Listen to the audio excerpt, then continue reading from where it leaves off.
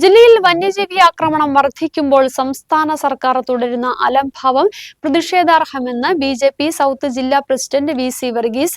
വന്യജീവികളിൽ നിന്ന് ജനങ്ങളുടെ ജീവനും സ്വത്തിനും സംരക്ഷണം നൽകാൻ കേന്ദ്രം അനുവദിച്ച ഫണ്ടുകൾ സർക്കാർ വകമാറ്റി ദുർവിനിയോഗം ചെയ്യുകയാണ്. വിവിധ ആവശ്യങ്ങൾ ഉന്നയിച്ച് ബി.ജെ.പി. സൗത്ത് ജില്ലാ കമ്മിറ്റി പീരുമേട്, ഇടുക്കി, ഉടുമ്പൻചോല എന്നീ നിയോജക മണ്ഡലങ്ങളിലെ 6 സംഘടനാ മണ്ഡലങ്ങളിൽ ജനസംരക്ഷണ യാത്ര നടത്തുമെന്നും നേതാക്കൾ അറിയിച്ചു.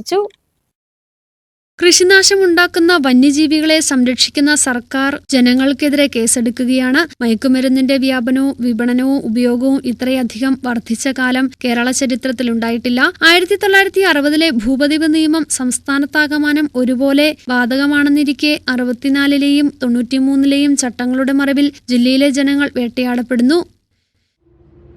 ഇടുക്കി ജില്ലയിലെ പ്രശ്നങ്ങൾ പരിഹരിക്കാനുള്ള ആത്മാർത്ഥമായിട്ടുള്ള ഒരു പരിശ്രമവും ഇവരുടെ ആരുടെയും ഭാഗത്തു നിന്ന് ഉണ്ടാകുന്നില്ല എന്നുള്ളതാണ് നമ്മളെ സംബന്ധിച്ച് ഏറെ ദുഃഖകരമായ ഒരു കാര്യം.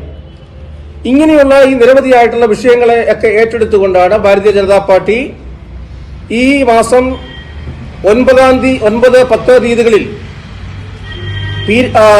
പീരുമേട്ടിലെ വണ്ടിപ്പെരിയാറ്റിൽ നിന്ന് സമരപരിപാടികൾ ആരംഭിക്കുകയാണ്.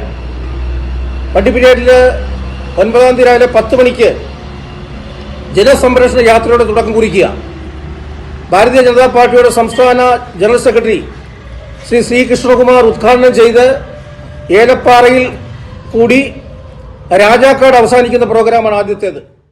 പുതിയ നിയമത്തിലെ ക്രമവൽക്കരണത്തിൽ ജനങ്ങൾക്കിടയിൽ ആശങ്കയുണ്ട്. മാത്യു കുഴൽനാടൻ മുഖേന മറ്റൊരു കേസിലൂടെ നിരോധനം സംസ്ഥാനത്തുടനീളമായി. കേന്ദ്ര സർക്കാർ 2023 ഡിസംബറിൽ പാസാക്കിയ വനസംരക്ഷണ നിയമ ഭേദഗതി കേരളത്തിൽ നടപ്പാക്കിയാൽ ഭൂപ്രശ്നങ്ങൾക്ക് പരിഹാരമാകും. എന്നാൽ സംസ്ഥാന സർക്കാർ വിദഗ്ധ സമിതി റിപ്പോർട്ട് കേന്ദ്ര വനം പരിസ്ഥിതി മന്ത്രാലയത്തിനോ സുപ്രീം കോടതിക്കോ സമർപ്പിച്ചിട്ടില്ല.